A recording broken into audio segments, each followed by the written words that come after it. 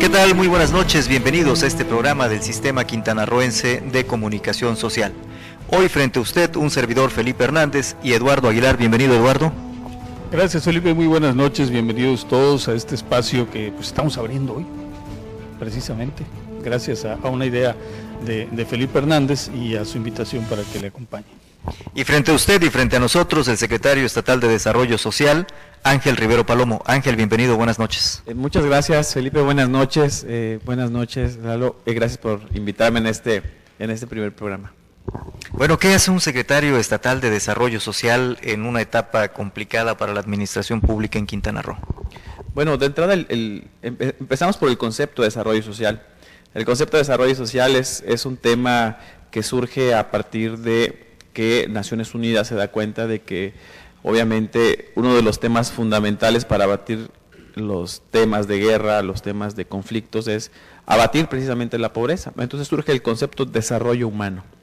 Y en países en subdesarrollo, como México, como muchos países de Latinoamérica, entre otros del mundo, el concepto de desarrollo social cobra auge en función de que es una prioridad incluso de seguridad nacional, no solamente de justicia. ¿Qué hacemos en desarrollo social? La búsqueda del abatimiento de la pobreza, la búsqueda de generar desarrollo para que el ser humano, el ciudadano, pueda desarrollar, desplegar sus capacidades para tener un crecimiento armónico en su sociedad. Eso es lo que hacemos. Con este marco teórico que nos presentas, Ángel Rivero Palomo, secretario de Desarrollo Social, pues yo supongo que una secretaría como la que tú representas debe ser muy importante en un estado como Quintana Roo, en el país y yo creo que en el mundo. Es el tema fundamental en el cual se mueve la generación de políticas públicas en México. México tiene una tasa de pobreza cercana al 46.6%, casi 51 millones de mexicanos. Consecuentemente es un tema de la más alta prioridad que tiene el país y consecuentemente, de acuerdo a nuestras regiones, este tema cobra fundamental importancia. Ahora, combatir la pobreza, potenciar el desarrollo, van de la mano, van ligados, son dos cosas importantes. El desarrollo personal, que es finalmente el desarrollo que finca el general, pero ¿cómo se trabaja este tema? Cuando la mayor parte del mundo pasa momentos bien difíciles en el asunto de la economía. Potenciar el desarrollo de cada persona y además sacarlo de la pobreza requiere estabilidad económica, que es algo que al 75% o al 80% del mundo en este momento le falta completamente. Sí, definitivamente, son temas que van ligados de la mano. De hecho, uno de los temas fundamentales ahorita en el debate nacional es: México tiene un pronóstico de crecimiento del 1.25% según el Fondo Monetario Internacional, según sus estimaciones. Para generar y cumplir las expectativas que tiene el gobierno de la República de crecimiento y de abatimiento de la pobreza, necesitamos tener un crecimiento sostenido de un 6% permanente, ¿no?, durante estos años. Y obviamente eso es consecuencia de un entorno como el que has referido, el entorno internacional.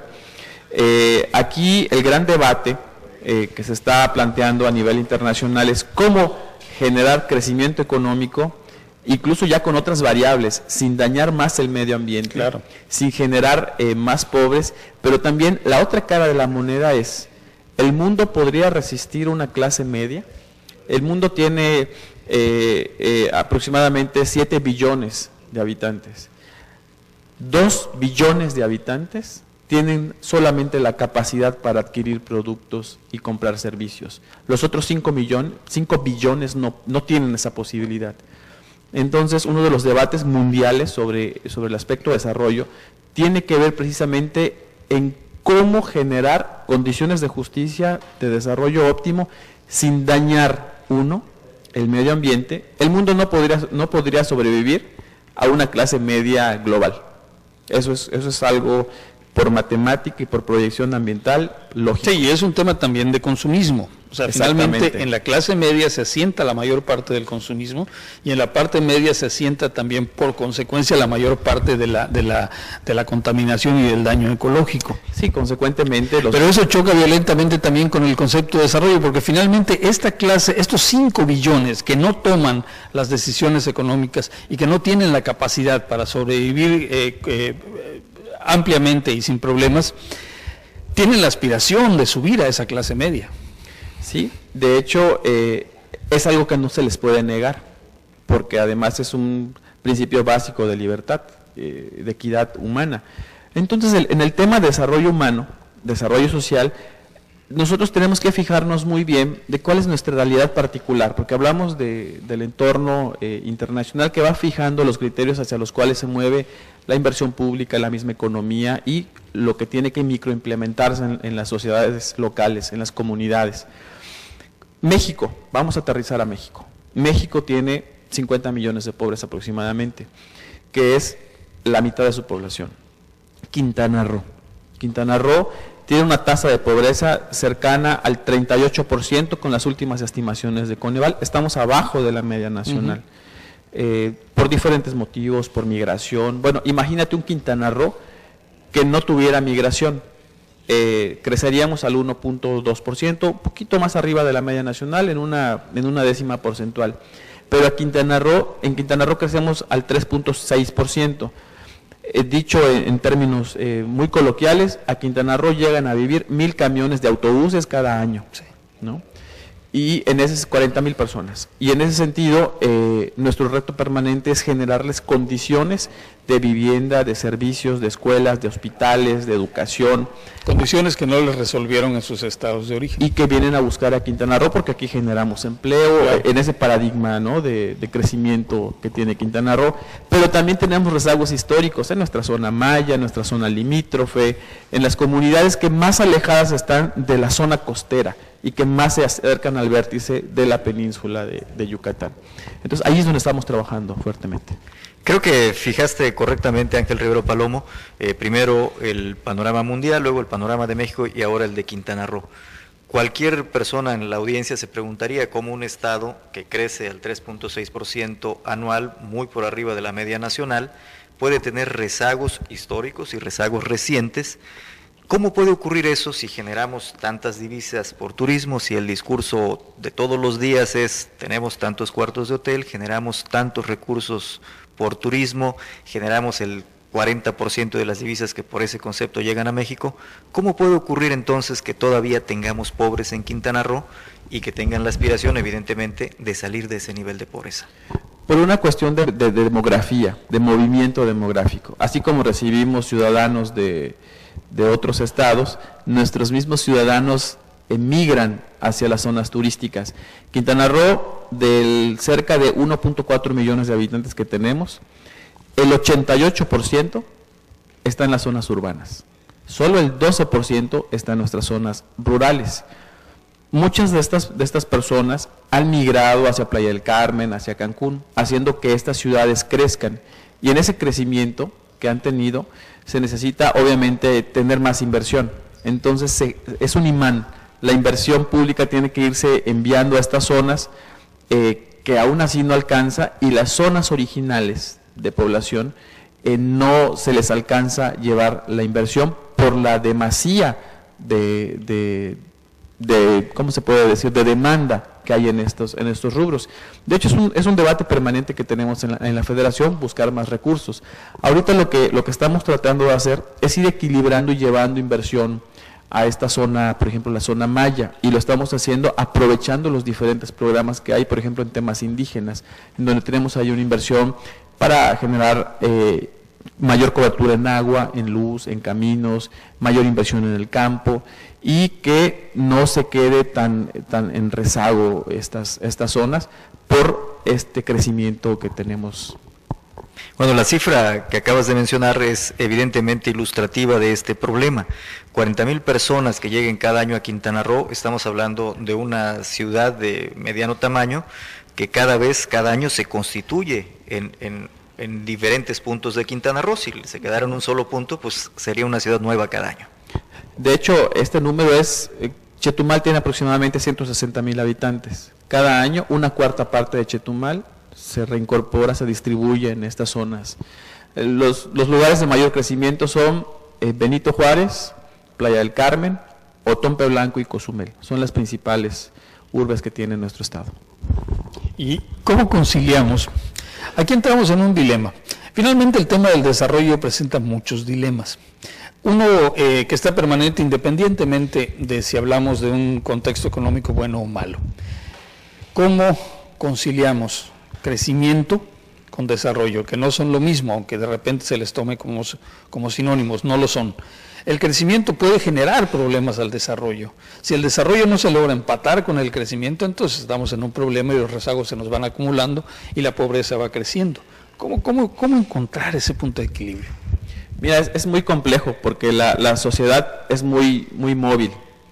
Hoy migraron 40,000, pero a lo mejor en 2 o 3 años ya se fueron, o tienen temporadas de migración, sobre todo en las temporadas altas, porque esa es una subdivisión de esa migración, la migración temporal, los que vienen a trabajar 4 o 5 meses y se van, ¿no? Entonces es muy difícil encontrarlo. Yo creo que no hemos llegado a encontrar ese punto de equilibrio que tienes. En el sentido específico, sí hemos logrado tener un control en cuanto a cómo priorizar nuestra inversión.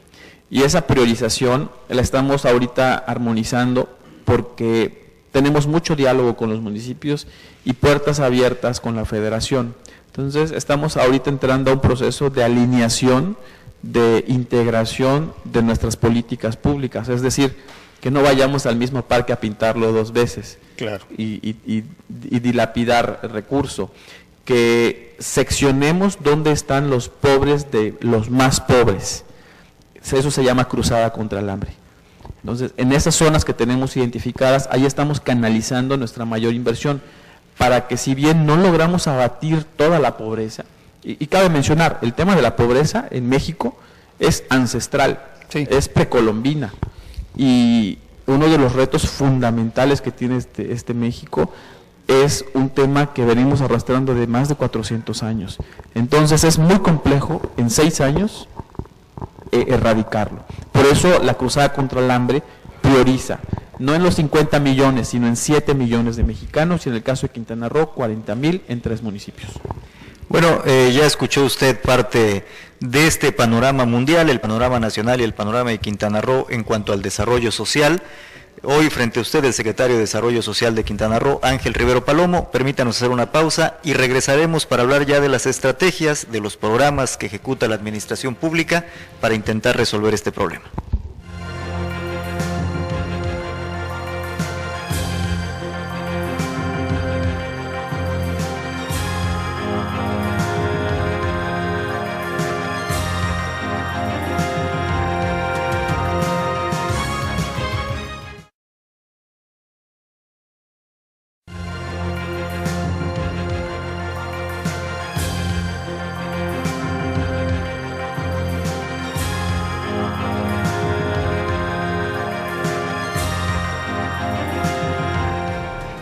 Continuamos frente a usted. Le recuerdo que estamos con el secretario de Desarrollo Social del Gobierno de Quintana Roo, Ángel Rivero Palomo, platicando no solo de qué es esto del desarrollo social, con qué se come, cómo lo cocinamos y cómo lo conciliamos, sino también cómo está sirviendo.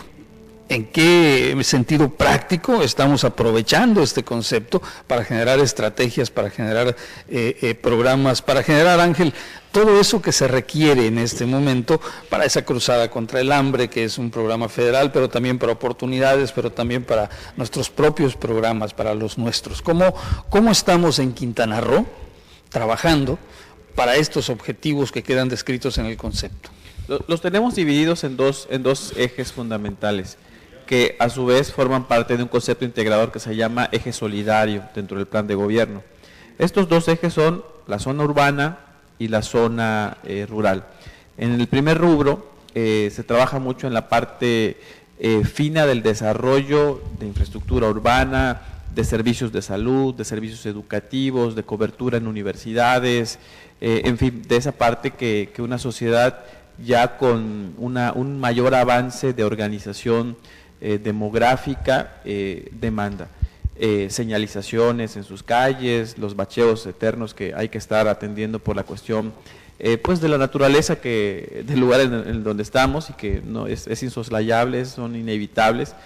Y por la otra parte, las zonas rurales. En las zonas rurales estamos extendiendo la cobertura para llevar servicios básicos o de infraestructura básica donde no los hay o donde son limitados.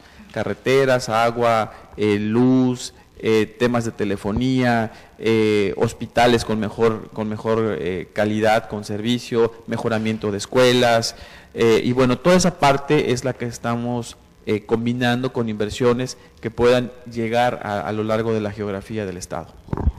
Es decir, la actividad de la Secretaría de Desarrollo Social, la dependencia que está a tu cargo, Ángel Rivero Palomo, debe tener una relación muy estrecha con todas las demás dependencias de la administración pública estatal, también con el gobierno federal y con los gobiernos municipales, porque a grandes rasgos todas las acciones que tú acabas de describir no las hace un solo secretario en un gabinete. Es correcto, y por eso el gobernador desde el inicio de la administración configuró 4 ejes, que son, digamos, los coordinadores sectoriales de la administración pública. El eje competitivo, que lo lleva la Secretaría de Economía, el Quintana Roo Fuerte, que lleva la Secretaría de Gobierno, el Quintana Roo Solidario, que nos toca coordinar como Secretaría, que es el más grande, y efectivamente es una tarea de muchas áreas de la administración pública, que coordinamos y que integramos la información para efectos de plan de gobierno, para efectos de tener un solo canal de información hacia lo que el Ejecutivo del Estado genera desde la política social.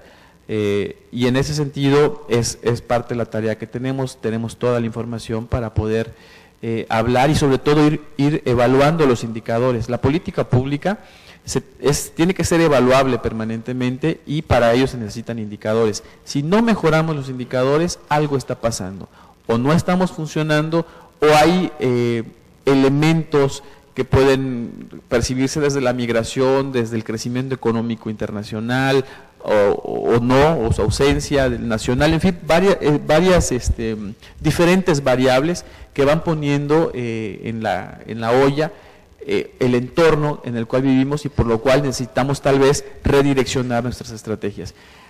Esa es una parte. La otra es esa vinculación que debemos tener con la Federación para identificar nuestras prioridades en términos de inversión. Por ejemplo, en las reuniones nacionales de desarrollo social, a unos estados nos interesa el tema de los fenómenos naturales, pero a otros las sequías, y a otros la inseguridad, ¿no? que inhibe la inversión y la economía.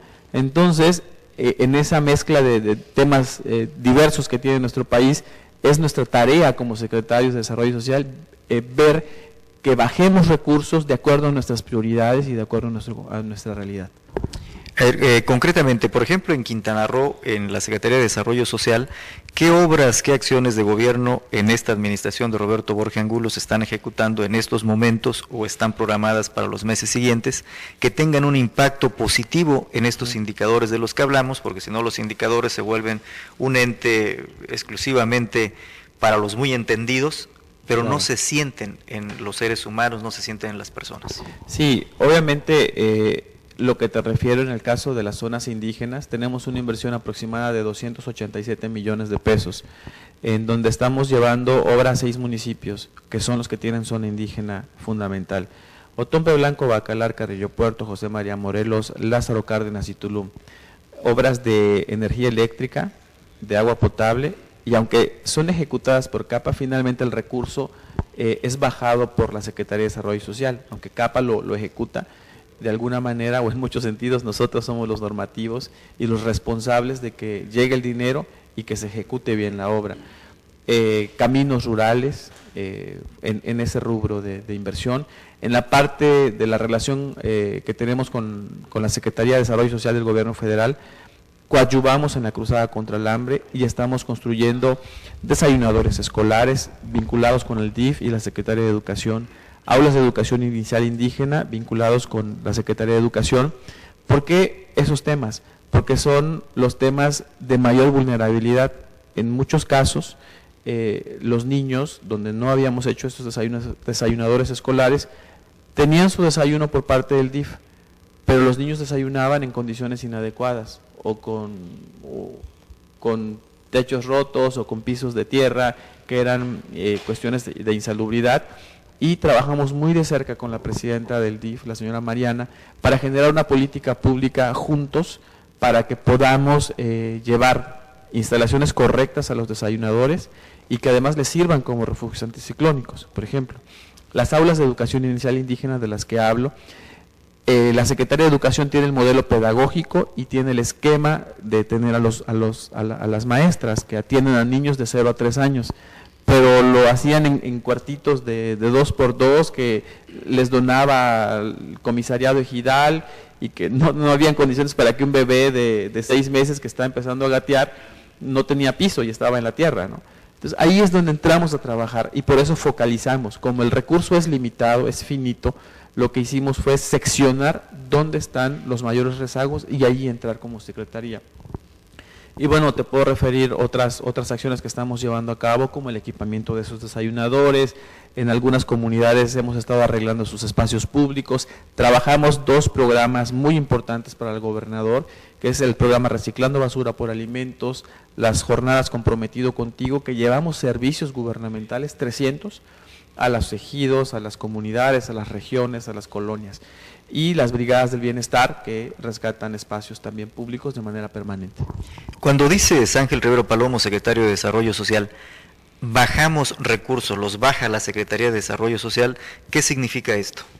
Que trabajamos muy de cerca con las instituciones federales que tienen programas específicos, y metemos proyectos que elaboramos con el apoyo de los municipios, con los equipos ejecutores del gobierno, como Sintra, como CAPA, como los mismos gobiernos municipales, como la misma secretaría, y metemos esos proyectos ya con sus expedientes técnicos, con los levantamientos fotográficos, con las proyecciones financieras, para que califiquemos y nos inserten en esa bolsa de proyectos y se autoricen y lleguen para Quintana Roo.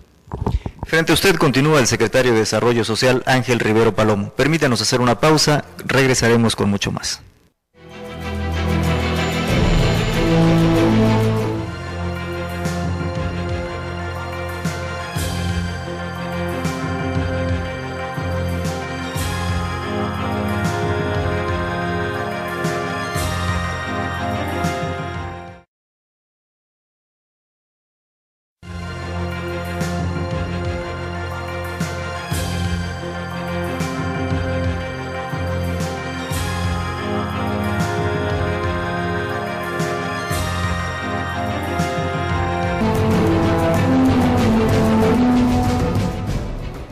Continuamos frente a usted. Cuando un servidor público, cuando un político, cuando un administrador se prepara humanísticamente, académicamente, seguramente con quien conversa lo nota de inmediato. Ese es uno de los casos. Ángel Rivero Palomo, mejor dicho, es uno de esos casos. Ángel Rivero Palomo tiene 3 maestrías, evidentemente toda la formación previa para llegar a ello, y lleva también muchos años participando ya en la administración pública. Si nos permiten este segmento vamos a platicar de eso. ¿Eres de Chetumal, Ángel? Sí, soy chetumaleño. Mi madre es originaria de Nicolás Bravo y mi padre de Juan Sarabia. Él fue ejidatario, ya falleció y bueno, pues de ahí somos. Aquí estudiaste, aquí en Chetumal. Aquí empezaste tu formación académica. Sí, desde la primaria, la Belisario Domínguez, la secundaria la Adolfo López Mateos, fui a bachilleres. En la Universidad de Quintana Roo, fui también de la 4ª generación. Y a la par estuve llevando estudios musicales durante 15 años. De eso vemos algunas imágenes donde está Ángel Rivero Palomo. No sé dónde es esa imagen, Ángel. Esa es cuando tenía 19 años, estudiaba en Francia, y ahí, si no me equivoco, estábamos en Suiza, fuimos a visitar a la ONU para conocer cómo funcionaba, y bueno, eso es ahí después de que salimos de la clase. ¿Fuiste a Francia a estudiar qué? Allí estudiaba francés, estuve un año allá, en la Universidad de Franche-Comté, y allá aprendí el idioma. ¿Eso fue después de la universidad de aquí en Chetumal? No, ¿Fue antes? Fue en 1997. estaba yo creo que en el segundo año de mi carrera. ¿Y ahí estás con? Con Brett, él era mi roommate, mi compañero de habitación en la Universidad de Carolina del Norte, en Appalachian State. Y bueno, ahí creo que fue el día que ya estábamos terminando el año. Ya estamos hablando de otra institución académica. ¿Qué hacías en Estados Unidos? Fui el primer estudiante de intercambio académico de la UCRO, cuando la UCRO empezaba a consolidar sus programas de movilidad internacional. Yo fui el conejillo de Indias, entonces me fui y estuve un año en Appalachian State University y bueno, ya después regresé a terminar mi carrera, y antes de terminar mi carrera me fui a trabajar otro año con el embajador Pedro Joaquín Caldwell. ¿Qué es con quien te vemos ahí? En la Embajada de México, en Cuba. Eso fue en 1998. Es decir, tú estás allí en la Embajada de México en Cuba y evidentemente tu acompañante es el licenciado Pedro Joaquín Caldwell, es gobernador de Quintana Roo, ahora secretario de Energía del Gobierno Federal, cuando fungía como embajador en Cuba. ¿Y qué hacías allá? Bueno, llegué y trabajaba como analista en la parte de la sección política de la embajada. Nos tocaba elaborar los informes, obviamente bajo la supervisión del responsable, y elaborábamos los informes sobre análisis político de Cuba, y que se enviaban a la Subsecretaría para América Latina y el Caribe de la Cancillería. Y ahí estuve otro año y ya regresé prácticamente cuando estaba en proceso de ser electo el licenciado Joaquín Hendrix Díaz, gobernador. Pero antes ya participabas tú en la administración pública en Quintana Roo, hiciste muchos trabajos previamente.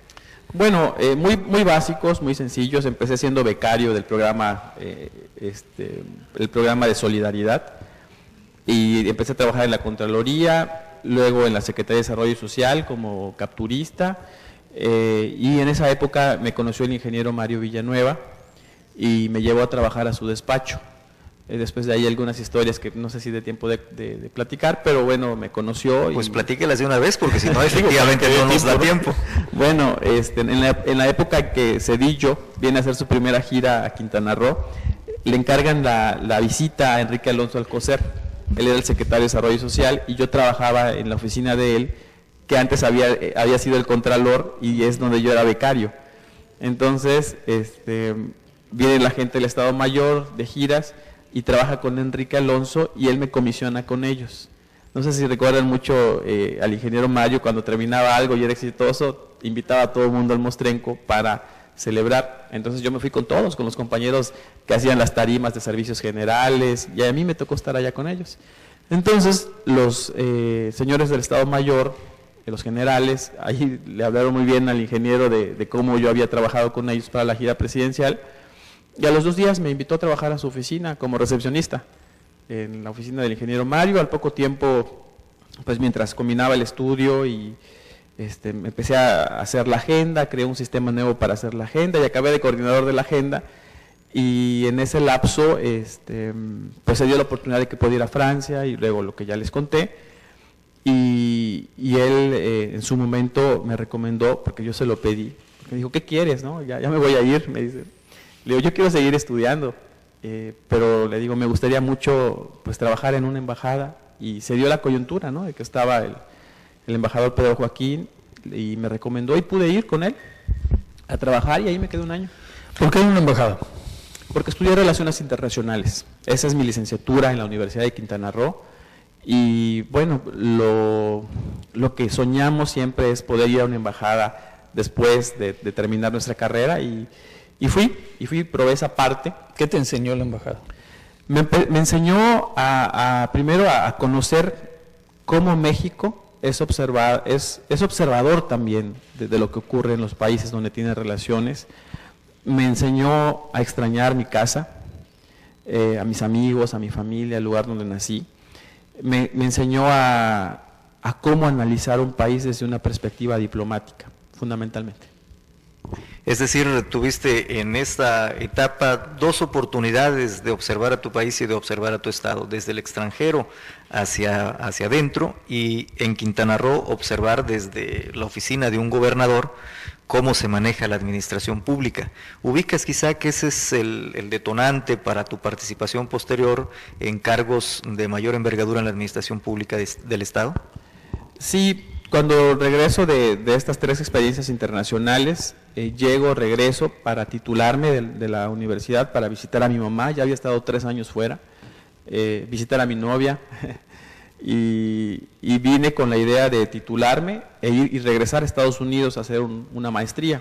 Ya tenía las puertas abiertas, la beca, el caminito ya lo conocía, y regresé en abril y me quedé, estaba esperando nada más que llegara el verano para poder organizarme, porque en agosto empezaba la maestría en Estados Unidos, y el licenciado Hendrix en julio me invita a ser su secretario privado. Él ya había tomado protesta el 5 de abril, yo era el recepcionista de la oficina de Mario Villanueva y hacía su agenda, y bueno, pues yo nada más estaba esperando cumplir ese tiempo y para irme. Entonces a los 3 meses me invitó a ser su secretario privado, y entonces fue un momento de decidir, me quedo o me voy, y bueno, era una gran oportunidad, tenía 22 años, y la tomé y decidí quedarme y ya no me fui, pero se me quedó esa sensación de regresar a estudiar a Estados Unidos, y lo logré, y sí, bueno, de hecho sigo estudiando, allá estoy inscrito en 2 programas que llevo conforme mi trabajo lo va permitiendo. En lugar de tener mis vacaciones de 15 días, trabajo, y cuando se programan mis cursos, entonces ya pido permiso y las vacaciones que como trabajador me corresponden, y me voy a estudiar en los calendarios que pone la Universidad de Harvard o la Universidad Northwestern, donde estudio en Chicago también. Y después de ser secretario privado, fuiste secretario particular del gobernador Joaquín Hendrix Díaz. Sí, como parte de ese crecimiento natural, de estar todo el tiempo con él, de conocer muy bien cómo él quería las cosas en su despacho, me da esa gran oportunidad, y todo el tiempo seguí combinando mi trabajo con mis estudios. O sea, nunca dejé de estudiar. Me iba los fines de semana a Mérida durante 2 años, del 2001 al 3, y estuve estudiando en la Universidad Anáhuac Mayap. Ahí hice mi primera maestría, y luego los sábados se abrió otra oportunidad ya en la siguiente administración, e iba a la universidad a estudiar otra maestría, y bueno, no dejé de hacerlo, pero siempre en mis tiempos libres que permitía. Ahí vemos una imagen que yo supongo que estás, ¿en dónde? ¿En Europa? En esa, sí, regresé a Suiza a ver a tomar un curso, y bueno, son los lugares donde hemos estado. Sí, porque el río Hondo no parece, ¿eh? No. Vamos a una pausa. Frente a usted todavía Ángel Rivero Palomo, secretario de Desarrollo Social.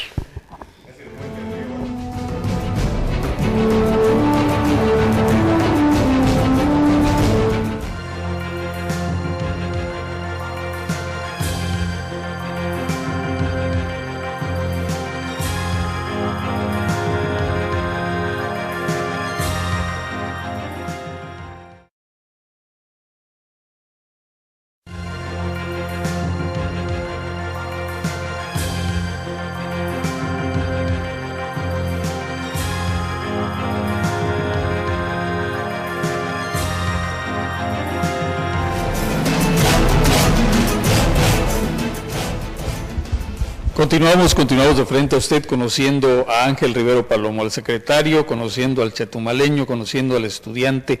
El estudio, Ángel, es una constante en tu vida. Sí, Eduardo. Mira, nosotros venimos de orígenes muy humildes.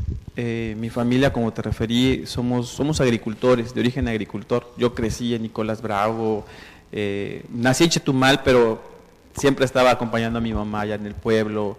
Les mando un saludo a mis paisanos de por allá, de Juan Sarabia, crecí en Xulhá, en La Laguna, y veía siempre la dificultad de mis papás para poderme pagar la escuela y a mis hermanitos. Entonces me di cuenta de que solo a través de estudiar iba a poder tener oportunidades. Y a mí me tocó trabajar de niño para pagarme, fui cerillo en un súper en San Francisco, ¿no? Fui cerillo 2 años para juntar para comprarme mis libros en la secundaria, chapeaba terrenos, y como era músico también, y dábamos serenatas y comprábamos, nos daban un dinerito, y con eso compraba mis libros para la prepa, hasta que entré de becario en esa parte que ya les fui contando.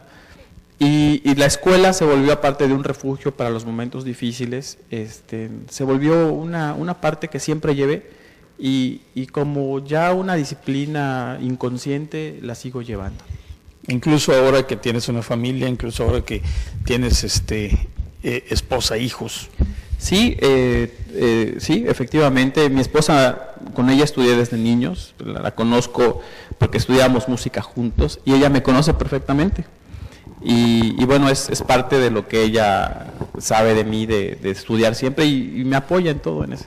Vemos imágenes, creo que de tu boda. Sí, cuando me casé con Dorita en diciembre del 2000. Y bueno, ¿se acuerdan de mi compañero de habitación? Sí. Él es el día previo a su boda.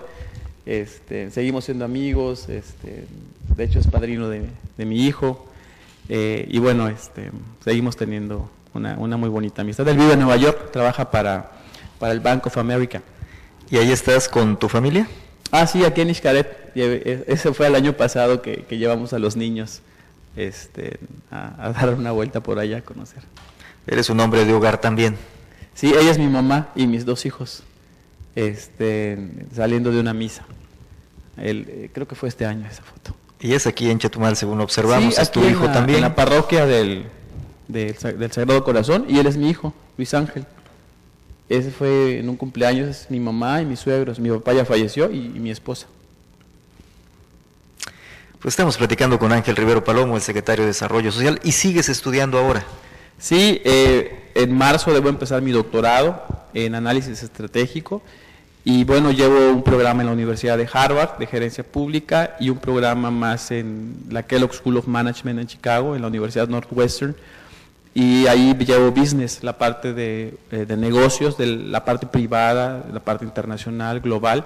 Y es muy bonito porque tengo compañeros de diferentes lugares, de Petrobras, de Coca-Cola Company, de Johnson & Johnson, de la CIA, que van a prepararse en la parte de negocios. Y en Harvard me ha tocado tener de compañeros, por ejemplo, Aristóteles Sandoval, al gobernador de Jalisco, que hemos sido compañeros de aula, a diferentes personajes de la política americana, académicos, y bueno, uno aprende mucho de ellos, sobre todo cuando nos dejan tareas, ¿no? En la parte privada, ver la manera en que piensan los europeos, los suizos, de la parte de negocios, uno aprende mucho. Y bueno, estoy muy contento de seguirme formando y pues ya me aceptaron en la Universidad de Oxford para el 2015. Y bueno, si las condiciones se van dando, voy a tomar esa oportunidad para seguirme formando sin descuidar mi trabajo, el tiempo que le tengo que, por obligación, por ser servidor público y los resultados. Entonces, ya me acostumbré, es una disciplina permanente y la voy llevando. Y en el momento en que ya diga hasta aquí, va a ser siempre cuidando mi responsabilidad pública acá y mis tareas como padre y esposo. Yo vuelvo a tu trabajo, porque es importante. ¿Dónde ves a Quintana Roo dentro de 5 años, 4 años? O sea, hay una crisis enorme. Tenemos muchos retos, tenemos rezagos, tenemos muchas cosas sobre las cuales hay todavía que trabajar mucho. Y nos queda poco más de la mitad de esta administración en un país que se construye y se reconstruye cada 6 años. ¿Dónde ves a este Estado? Mira, yo creo que una parte fundamental del futuro que puedan tener las entidades federativas está en esas grandes reformas que se están haciendo a nivel nacional, que la reforma educativa. La reforma educativa es muy dolorosa, lo ha sido, y los resultados se van a ver en la próxima generación, en 25 años, no nos vamos a ver en 2018, los vamos a ver gradualmente cuando formemos mejores niños, mejores jóvenes, y eso lleva un periodo de incubación de tiempo. Las reformas económicas que se están llevando a cabo, esperemos que sean lo bastante profundas para replantear y generarle ese crecimiento que tiene el país. En consecuencia, las entidades federativas como Quintana Roo, yo creo que Quintana Roo tenemos que tener el rumbo de cuidar nuestro medio ambiente, de cuidar nuestra seguridad, para poder mantenernos como un destino turístico competitivo. Yo creo que el turismo nunca se va a acabar, a menos de que volvamos tierra árida a este lugar. Claro.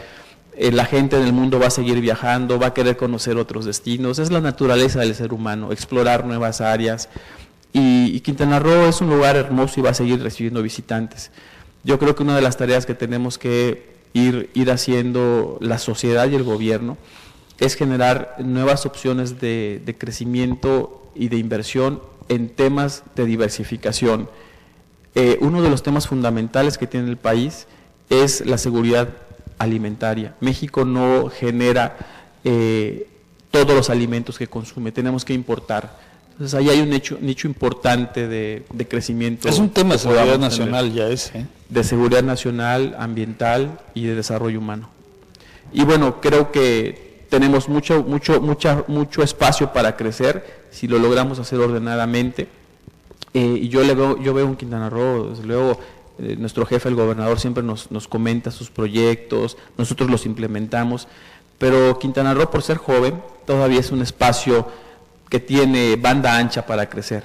Aquí el tema es que el crecimiento debe ser ordenado y que esas reformas alcancen para generar oportunidades e infraestructura, servicios para esa migración que recibimos, por ejemplo.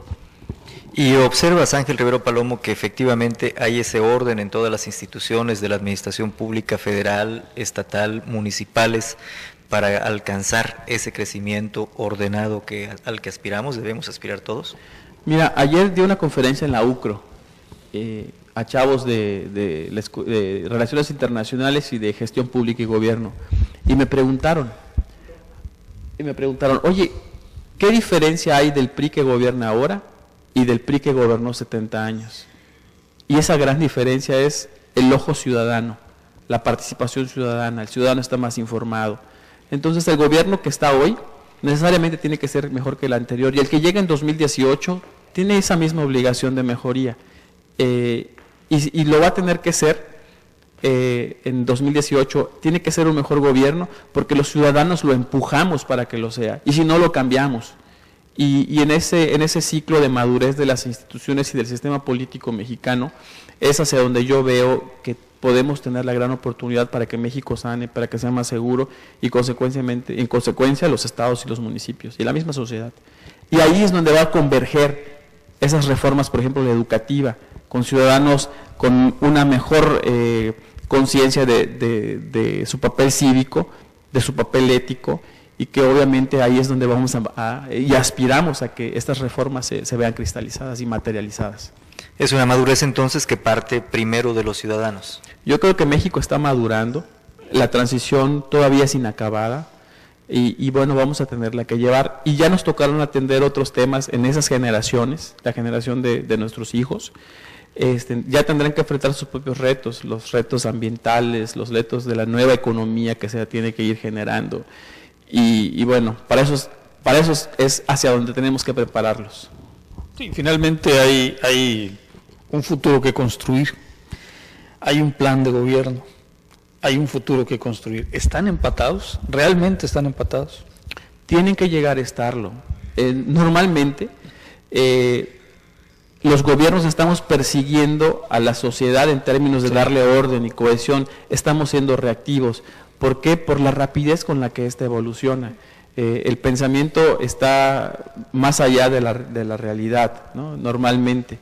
Y bueno, mientras más rápido seamos capaces de acercarnos a esa dinámica social, más rápido vamos a poder enfrentar los retos y que no nos veamos rebasados por ellos.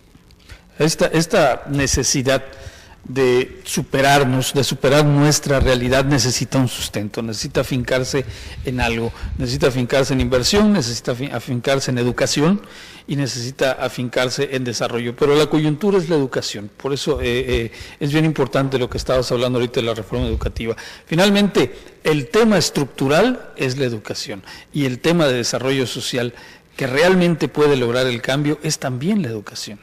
Necesariamente. Y una educación, un sistema educativo tiene que construirse desde lo público. Y aquí yo estoy seguro, y además es un tema que hemos estudiado incluso con expertos en el Banco Mundial, la educación tiene que construirse no solamente por el gobierno, no solamente por los maestros, sino que tiene que ser un triángulo entre padres de familia con responsabilidad de esa vida que han concebido, con maestros sí más evaluados, sí más capacitados, pero también dotados de herramientas y de infraestructura para que sean capaces.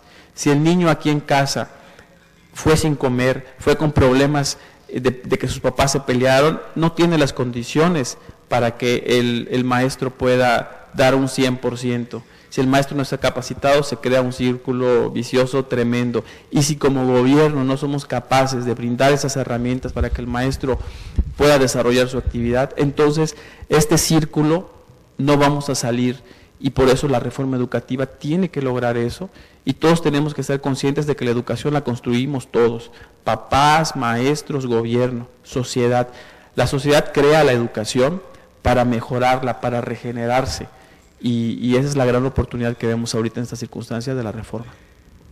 Bueno, Eduardo, ya nos vamos. Ángel Rivero Palomo, gracias por habernos acompañado en este programa frente a usted, frente a los quintanarroenses. Hoy el secretario de Desarrollo Social, Ángel Rivero Palomo. Gracias por haber venido. Gracias a ti, Felipe, Eduardo, por la invitación. Buenas noches a todos. Y gracias a todos.